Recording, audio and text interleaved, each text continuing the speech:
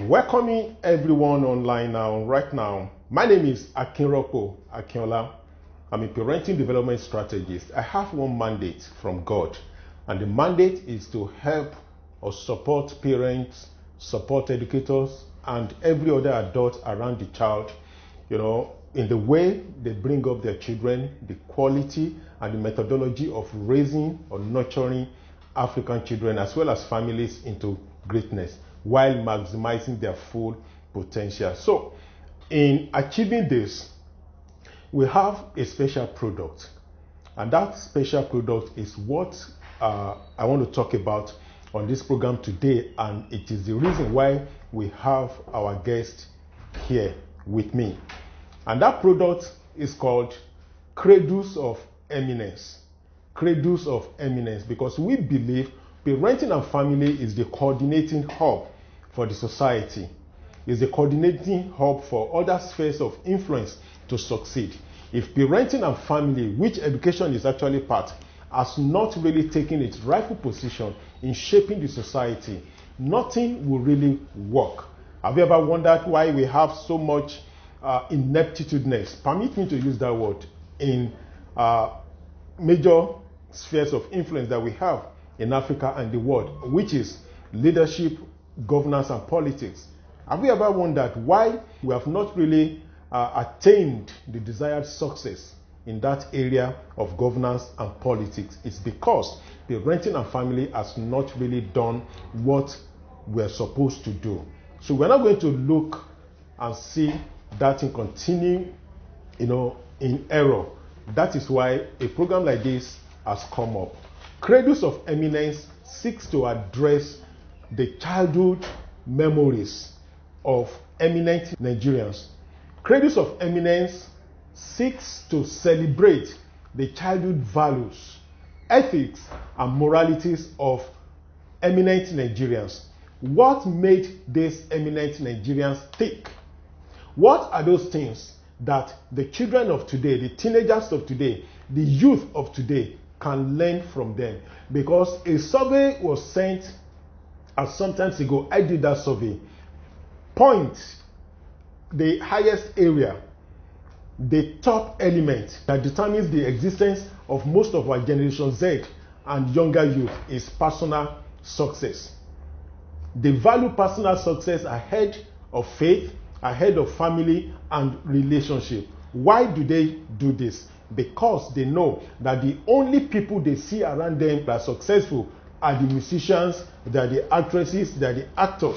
When you ask them, do you know some eminent Nigerians who are 70 years above? Not many of them will be able to mention or to talk about the history of these people. So this is what the Cradles of Eminence seeks to address, to celebrate the childhood memories, the quality values of eminent Nigerians. So one of those eminent Nigerians that I've brought on this program today is an educator, a philanthropist. She's a mother, a family woman. She's a mother of this nation, Nigeria. Anywhere you make mention of her name, many people will always know that, oh, they know mommy, they know mommy, they know mommy. Because of what? Because she's eminent and she's qualified to be showcased on this show. She has rich background. My guest is Mrs. I like to call her pastor or evangelist, but mommy doesn't like that. So she prefers to be addressed as Mrs. So let me just stay with that. So Mrs. Adun Akinyemiju. She's a mother. She has children and grandchildren. Then part of the grandchildren she has are the students in her school. She's the founder and director of Dansol schools. Again, she's the founder and coordinator of Kingdom Women Fellowship. Then part of what Mrs. Akinyemiju does, now she has a school that she has built. She single-handedly built from the proceeds that came to her when she celebrated her 70th birthday 2 years ago. Mommy is 72 this year. She built this school named Global Learning Academy, Damaturu, Yobe State. Global Learning Academy, Damaturu, Yobe State. Also, she supports another activities in the spheres of education, Trinity Christian Academy. This one is based in Taraba. This school is specially made for the vulnerable children. She partners with the owner of the school, and they just go to streets and pick any child that is on the street. They make sure that they get adequate education. Then the last one, part of what mommy does, she is the chairperson, Association of Christian Schools International in Africa. And she's the chairperson. What they do in this regard, just to propagate, to infuse the kingdom knowledge in the physical education that our children get. Because without the kingdom knowledge, the physical education that we give these children would almost amount to nothing. So this is why we have brought Mrs. Adun Akinyemiju on this show today. Celebration of the Cradles of Eminence, celebration of childhood memories, childhood values. So without much ado, I want to go to our guest on this show today, Mrs. Adun Akinyemiju.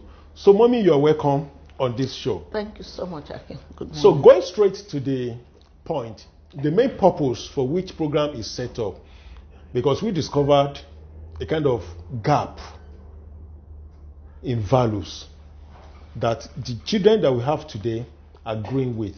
When you ask them what do they want to do, who do they want to look like, you will find that 8 out of 10 children or teenagers will mention either actor or musician, because those are the people they see. We want to celebrate the people they've not seen. We want to celebrate the people they've not met about their childhood memories. So mommy, what can you tell us about your childhood memories, values, ethics, and moralities that made you tick, that made you who you are today? Thank you, ma'am. Thank you so much for having me. I'm so grateful. Talking about my childhood memories, I thank God for my parents, Chief Samuel Ojo-Oladimeji, my mom, Mrs. Margaret Adun Oladimeji. She came from Owo, from the royal family of Olagbegi, and she lived in Ileoluji. That's where we grew up. Although the early part, I was born in Ondo, so in 1949 I was born in Ondo town, but they moved to Ileoluji in 1950. I grew up in Ileoluji all my childhood. And then remembering growing up, family environment growing up was very important. And the other thing that was important to my father, and I believe my mother, was education. Maybe because he was a teacher, a headmaster himself. So the number one thing that mattered to my father was education. And so he also didn't just keep us only his children. Second value was love for relations. We lived together, and at a particular time I could remember my mom maybe cooking for about 18 people at a time. Her pot was for about 18 to 20. And so it was important to us having cousins live with us. But at some time also, we had people that were not cousins to us, but they were just people who could not pay their fees. Somehow they lived with us. So my father and my mother had the love for extended family, but had love for people who were not cousins, maybe just lost their parents, but they were living with us. I remember having so many of them live with us. To a large extent, the number one my memory was love for family, the immediate, the extended, and love for other people. Then education, like I said, was very important to my father. So going to school was normal, because he was also the organist for the church, St. Peter's Church, Cathedral in Ileoluji. Being in the choir was normal. You had to be a chorister if you were his child. So that was also in itself a kind of discipline. So education had in itself discipline, but home also had discipline. Discipline by my dad, discipline by my mom. But I think my mom was more of the disciplinarian. Now, my father was a teacher, But at the same time, he had some farm on the side. But my mom was a sewing mistress. Now they call them fashion designer, but she was a sewing mistress. And she also was trading. Having so many children, so she had to do a lot to support the meager salary of a teacher. But she also had her grandmother live with her. So my great-grandmother lived with us most of the time. So we had two of them live, to take care of us all the way from Ikpele or live with us. So we had family, to be honest. That was my number one kind of education. Informally for me was school, formal, but informally seeing my mom trade. We took part in the trading because, again, we needed to support her. When we talk now about children that are training and hawking, I feel for them because the streets are not safe. For us, it was safe. So early in the morning, I would sell akamu, ogi. So I would hawk in the morning quickly. That is when I was old enough, like 10, 11. 8, 10, that was primary school. I would hawk in the morning and then go back, go to school. And then we worked in the house. My mother taught us to cook. You had to cook. You had to pound. You had to learn to do all of those things. So informal education at home was hard work. Then come back in the afternoon. Again, if it was corn season, she would have boiled. We would sell or sell bread and settle down to do your homework if you had any. So going to choir practice, there was order. Home was organized. But like I said, we had love for family, cousins. We had love for each other, my siblings. Eventually we became 9. But growing up, by the time you had to go to secondary school, for us, secondary school was boarding. Yeah. So the next level for me after primary school was secondary school in Ondo, which was St. Louis Secondary School, Ondo. So those are my early experiences of life. But secondary school also, being a boarding school, you had to wake up early.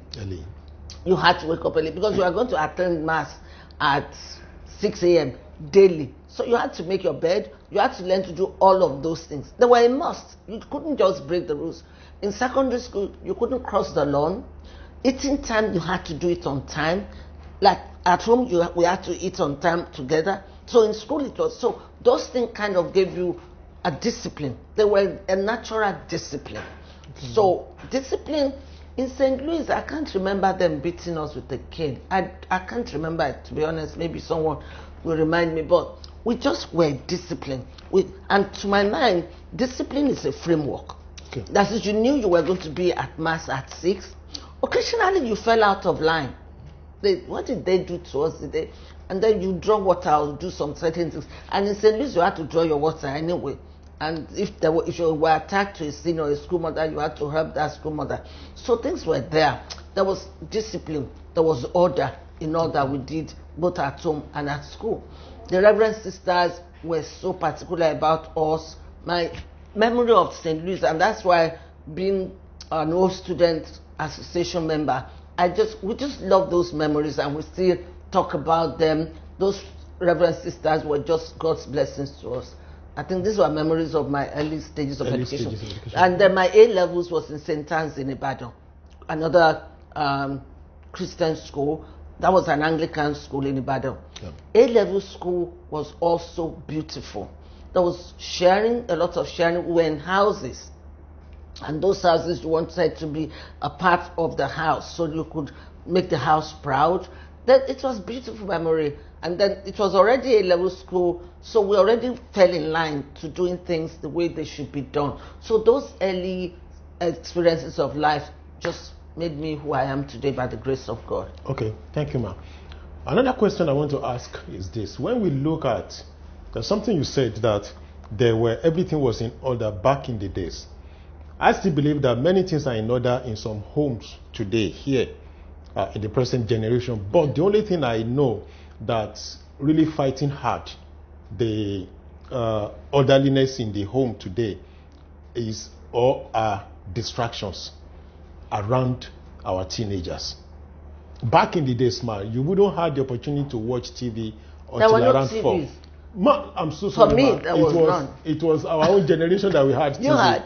Mommy belonged to a generation of baby boomers. Yes, I'm the baby boomer. Baby boomer. Mommy, baby boomer, 40s. Yes. There were little distractions. Yes. It was during our own set that we had major distraction as well, even though we didn't have the opportunity to watch the TV until around 4, and the station closes by midnight around 11:30. Yes. 12. Well, those in Ibadan had TVs. Those of my friends in Ibadan, those when I got into A-level school, I think they had TVs. But growing up in Iloruji, there was no TV. There was no TV. Nevertheless, there was still pockets of distractions back in the day. So how were you able to navigate through the distraction, ma? Thanks for reminding me about that. The fact that there were pockets of distractions. My father was a disciplinarian, but not the kind of disciplinarian that carried the stick all the time. Now, he gave his instructions. His word was law. We respected him. My mother was the one that did the beating more than my father. Yeah. But my father would talk to you. Maybe if you went out of line, he could call you at 5 a.m. and sit you down and say to you, remember the daughter of whom you are, number one. Number two, my father believed so much in education. He had, his first 4 children were girls. So I think he was kind of particular because people were kind of laughing at him, look at him having only girls. And so his words of encouragement and the fact that he didn't have money, but he just wanted, you could see that he was passionate about education. He wanted us to go to school. So even when he couldn't pay school fees, he would go to, I went to St. Louis Ondo, my elder sister went to St. Monica's. They knew him in those 2 schools because he would go there and tell them, sorry, I can't pay this fees yet. So you could see his passion, his desire that my girls will go to school. So nobody wanted to make him sad. And my father would give you his words. For instance, I remember this, and I say it to my children in school now. You could not use bad language in our home. That's the only way, the reason he would beat you. For instance, in Yoruba, Ori Ebaje, I don't know how to even say it in English. So you would tell my father that part that God did not make right. So he would beat you on that. You will show him. Yeah, you will show him. But if you didn't pass, he would tell you, do well, you do better next time. But using foul language or cursing. So we grew up not cursing. I think what is missing is the connect between the fathers and the mothers with their children. My mother also made you do things. I mean, it was normal for you, like I said, to serve. It was normal for you to cook. You would be part of it with her. So it's the lack of connect between the mothers and children, between the fathers and the children. And to that extent, would I call them my role models? I wanted to please my dad, and I wanted to please my mom. And I also wanted to please my great-grandmother. I just loved them. Our mother was there for us. We met her cooking after school. So she was there for us. At the end of feeding all her 8 children and the cousins and everybody, she might not eat. She might drink gari, and we'll still surround her wanting to drink part of the gari. But she was there. Is this not being available now? That's the problem, for parenting in this generation. Yeah. Thank you, Ma. I have 2 questions left. The first question is so paramount, is so germane, and I want you to help us address that. Part of the distractions that today's children are facing is, in fact, it's even major of the distractions, because we have seen so far that there are some children that they have orderliness in their home, they have disciplinarians as parents. Their parents never, go out of their ways. Everything is just normal. But when they grow out of the cover of their parents, when they go to street, perhaps maybe when they go to university, that they mingle, and what we call a negative peer pressure comes over them. Ma, during your period as teenagers, did you ever have any challenge of peer pressure? If you had, how did you overcome? I had challenges. The number one challenge and main one for me was financial. And I'll tell you, God helped me. And I won't say I was a Christian at that time.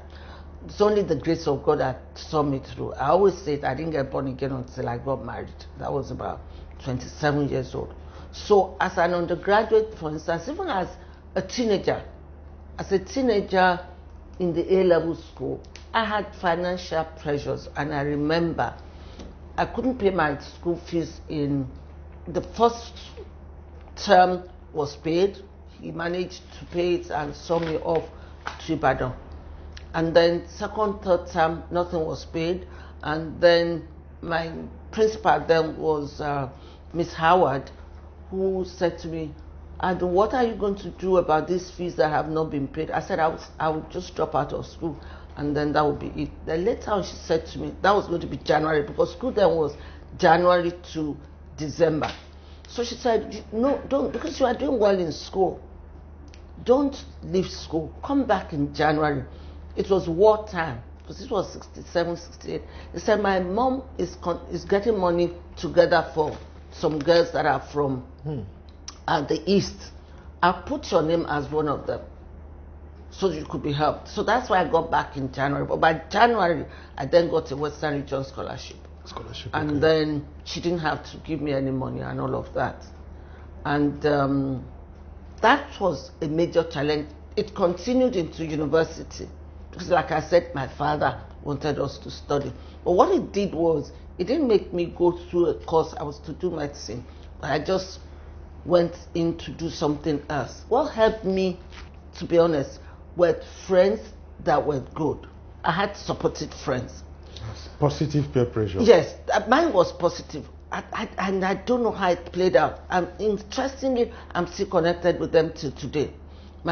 Was it the first day, second day? I remember connecting with Mrs. Afesh, who was Dasinta Odu.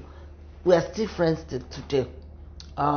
Many of them connected with me and supported me, because there was no money to do things. I mean, that's the truth. Yeah. So for the youths of today, it's the things they are bombarded with. They want to buy clothes that are very expensive, that have names. We didn't have all of that. Let's be honest. They want to buy shoes that have names. We didn't have all of that. We just wanted to go to school, study, and leave school and move to the next level. And so, to be honest, I'm not going to blame this youth so much. And you are not going to also blame parents to a large extent. A lot of parents could be blamed, but there's so much bombarding the parents, there's so much bombarding the students. And I just want to use this opportunity to plead with the parents to understand that things are different. The way they were parented is not going to be the way children are going to be parented now. No. But also appeal to the youth to understand that these things are just passing. These clothes, these shoes, they're just not it. They don't make you. Somebody has to appeal to them that the fact that one person is wearing something, covetousness has hit us to a large extent that people want to just wear clothes. Why? What is it for? The clothes don't make you. So at that time, we didn't have this bombardment. And to be honest, it's hitting the children. It's hitting the children. We didn't have it. And then godliness with contentment is great gain. Now, the attitude of parents, we're talking about parents being examples.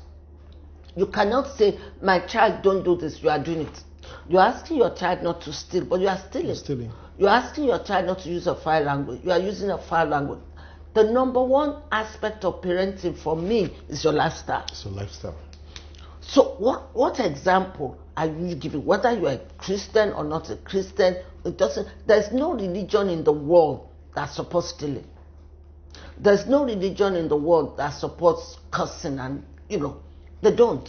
So, but we do this and we expect that children are not going to do it. It's not going to work. It's your lifestyle before you now begin to coach them or direct them to whichever way they're going to go. Thank you, ma. You've actually answered the second question. So I move straight to many of your projects, ma. Okay. One of Mrs. Akinyemiju's project is this new baby that just came on board. The title of the book is Drop the Water Pot. So, mommy, in 1 minute, what do you want to say about this book? Thank you so much for bringing this up. It's a book in my heart. It's been there for a while, and by the grace of God, I was able to put it out as a book. It's addressing the lives of women in particular, but anybody that wants to be who God wants them to be. Now it surrounds the woman by the well in John chapter 4, how that she'd been through a lot in her life. By the time she met Jesus, she was on the 6th husband. And my question is, what does she want? Right. You're looking for affirmation from husbands. It's not going to come. So a woman has to meet Jesus one-on-one to become who God wants you to be. And by the time she met with Jesus to know who she was, what I'm asking people to drop there, the Bible said she dropped her water pot, she left her water pot and ran to the city to declare, come and meet the person. Yeah. Now, you cannot go. A lot of people go. A lot of people do things. As a matter of fact, people do a lot of things outside of becoming. You must first become. That's a one-on-one relationship with Jesus. That's when you become. And those things that need to be dropped first are put inside that book. Pain, prejudice, sin, which is number one. I talked there about my salvation experience. A lot of things that there that constitute the water pot that we are carrying, that we need to drop at the feet of Jesus before we run, before we do, before we go, and before we speak. Thank you, ma. This, your initiative, the schools that you built, the one you built and the one you support, what informed your decision, ma, to go to as far place as Damaturu Yobe? Okay. Why not Southwest? Okay, thank you so much. In my town, let me explain to you. I just don't project that. I'm doing a lot in Iloluji. In Iloluji, there is what we developed. It's called Adopt a School Project. My husband and I started Adopt a School Project, but later on, we dropped it. There's a group called the Iloluji Assembly, and it's made up of sectors. For the education group of Iloluji Assembly, I was chairperson until last month, until this month. And what the initiative, a few people now we become sponsors. So my husband and I are lead sponsor of a school, another family. That's what we do. Because when we met those schools 3 years ago, they were in terrible states. So we're rebuilding schools in Iloluji. And then we are also, those families, not us, for our school or for their schools. For me, when I was chairperson, I was coordinating what others were doing in those schools. So those in diaspora will send money for desks, for laptops. So things are going on in my town that I'm supporting. Supporting on my old school as an alumnus. And so I'm doing a lot for Iloluji. Okay. For what prompted me to do the Yobe one was I met this missionary, Reverend Steve Atiayi. The school had got burnt by Boko Haram. I took their daughter on full scholarship here. We do that quite often, missionary kids that we put on scholarship. By the way, and in the neighborhood here, we have 6 children of Agidingbi that are on full scholarship in Dansol High School. So we support a lot of children to go to school. So when we got that, we were working together. I put him join ACSI Nigeria, and then on my 70th birthday, I thought of, okay, people will give me gifts. What do I need them for? Not that I'm full of everything, but it will be clothes. It will be things that you really don't need. Yeah. So I came up with this idea, discussed with my family, and we agreed, let people raise funds. And it was a lot of money. Yeah. And it built that. Yeah. That's what prompted the idea. Again, here in Dansol, the children and staff were putting up a building in a place called Magmo. Off Badagry Road. Yes. I was coming to that. Yes. There's a project I'm familiar with. The point about that is that children that you raise in those schools, it's a missionary there too, their school will support it. And it's almost completed. So the children you raise in those schools will know the Lord. They will know the Lord. That's yeah. Thank you, ma. So for today's generation Z, they will round off now. What value system, ma, as an educator who has over 40 years experience in this space, what type of value system do you recommend for them that meets their need? For now, is to focus on every stage of their lives per time. Focusing on what they want to achieve per time. For instance, if you are in secondary school, focus on high school achievement. and there are many, not just paperwork, the values of hard work. I love the scripture, says thou a man diligent in his business. Let them be diligent, and let them, knowing that there will be distractions, knowing that there are things that are good, then let them also focus on godliness. Godliness with contentment, which is great gain. They've got to focus on this aspect, not going out of wanting to buy or take what they cannot achieve, and let their parents also help them to stay focused. Yes. Thank you, Ma. So viewers at home, it's been an awesome experience with our mother of the nation, Mrs. Adun Akinyemiju. Everything that she has said so far, if we are to put them, in a volume of book, it's going to be so huge. So this is not going to be a one-off. Cradles of Eminence continues. We will always have an opportunity to come and still have mommy around us, just to chip in more things, because this program is mainly for children and teenagers. Why do we have them? We want them to know that the eminent Nigerians who had made their marks today went through challenges. They think that they see now that nobody ever went through, because I've seen many teenagers that have told me that, see, uncle, you don't know what you are going through. You people didn't go through any challenge, but this is a program for you guys to know that Mr. Adun Akinyemiju, the founder and director of Dansol schools, had gone through challenges. But what stood her out are the value, ethics, and moralities that her parents raised her with. So thank you for standing for this program all the time. We will be right back for another eminent Nigerian who is going to share his own experience or our own experience with us, how he or she weathered through the storm and made up what he or she is today. Thank you for supporting this. This is Parenting with Akinyemiju, defining family values. Thank you. God bless you.